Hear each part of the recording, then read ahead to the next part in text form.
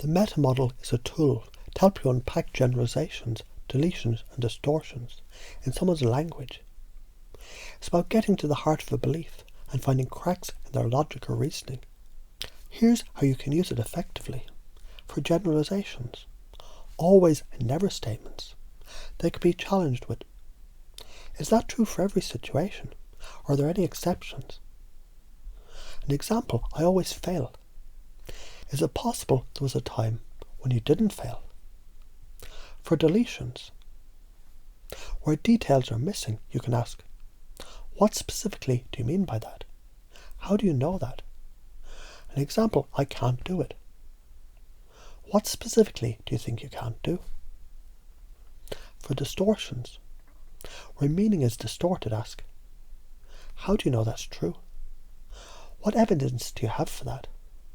An example, people don't like me. How do you know that? By asking these questions, you help them narrow down their thinking to the root of the belief, and sometimes even revealing the contradictions or weakness in their logic. Once you've identified the core belief or idea, you can use a sleight-of-mouth reframing technique to subtly shift their perspective. The reframing helps you to take the current belief and flip it into something that opens them up to new possibilities. You could change frame size, make the problem bigger or smaller. If that's true, what else could it mean? For an example, I always fail. What if, in the grand scheme of things of your life, this is just a small blip? A context reframe, changing the context to make the belief more useful. In what context could that actually be a good thing? For example, people don't like me. Could it be people you've encountered just aren't a good fit for you? Or a content reframe, changing the meaning of the belief. How might that belief be a gift or a lesson? For example, I'm not good enough. What if the fact that you feel not good enough shows you have high standards and want to grow? Now you're shifting gears and using metaphors and analogies, which are excellent for bypassing the critical mind and embedding ideas subtly. These are powerful because they allow the unconscious mind to process the idea without resistance. Here's how you can do it. A metaphor example. Imagine a garden that's been left untended for years. It's overgrown with weeds everywhere. You could look at it and think, the garden is beyond saving. What if I told you that, with a little patience, you can begin to clear away the weeds bit by bit, and over time the garden will begin to flourish again, full of life and colour. This metaphor implies growth takes time and effort, but it's possible, just like overcoming limiting beliefs. Another example. There's a river that's been dammed up for years. The water is stagnant. It's not flowing. But if you start to remove the stones slowly but surely, the water will begin to flow again. And you see the river. It always had the potential to flow freely. It was only the dam that was stopping it. This suggests the person's emotional or cognitive flow is blocked by their limiting belief, and the solution is to remove these blocks.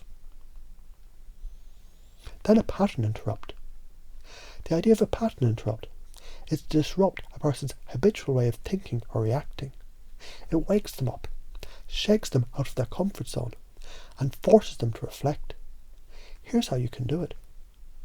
You can interrupt the thinking. When you sense a person is stuck in a loop of negative thoughts, ask a question that forces them to reconsider what they believe. For example, when you think about it, is this belief really helping you, or is it just a habit that's holding you back? Or you can say something as simple as, what if you didn't have to think about this at all? You can disrupt the negative emotion. Acknowledge the emotion they're feeling, and then interrupt it with a different question. It sounds like you're feeling really overwhelmed right now. What would it feel like if you could just let go of that for a moment and focus on one small thing you can control? You could be vague yet positive. Sometimes the most powerful things in life, the ones we can't see, the things we can't touch, they're often the most real. So what if, by letting go of this belief, you open up to something much bigger than you've imagined? This 3-stage process of change locks it into the unconscious mind. You can elicit and pace. Start by aligning with the person's current state, their beliefs, their experiences. You're pacing their reality. You're making sure you're in tune with them. You use sensory-rich language to describe the current situation. I can understand how it feels to be stuck in that loop, to constantly be trying to prove yourself. It can feel like there's no way out. Then lead. Now you offer a solution by leading them towards a new perspective. But what if there's another way? What if by simply choosing to let go of that need for validation, you could find a place of peace and acceptance within yourself? Then a pattern interrupt.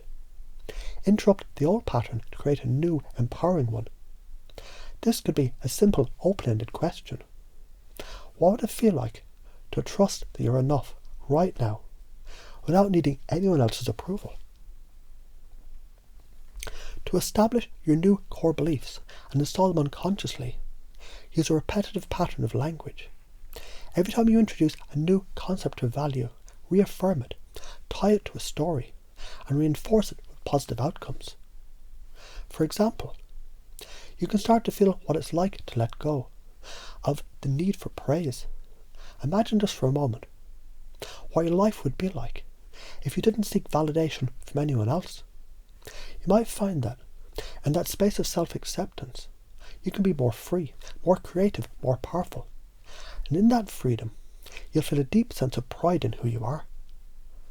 By combining all these techniques, the meta-model questions to dig deeper, the sleight of mouth to reframe beliefs, the metaphors to bypass the critical mind, the pattern interrupts to snap people out of the old thinking, the 3-step process to lock in the change, you create a powerful framework to help others shift their mindsets and belief. The key is to keep things conversational, engaging and flexible, so the person you're working with feels understood, supported and open to change. It's all about pacing their reality, then leading them to a new, empowered perspective.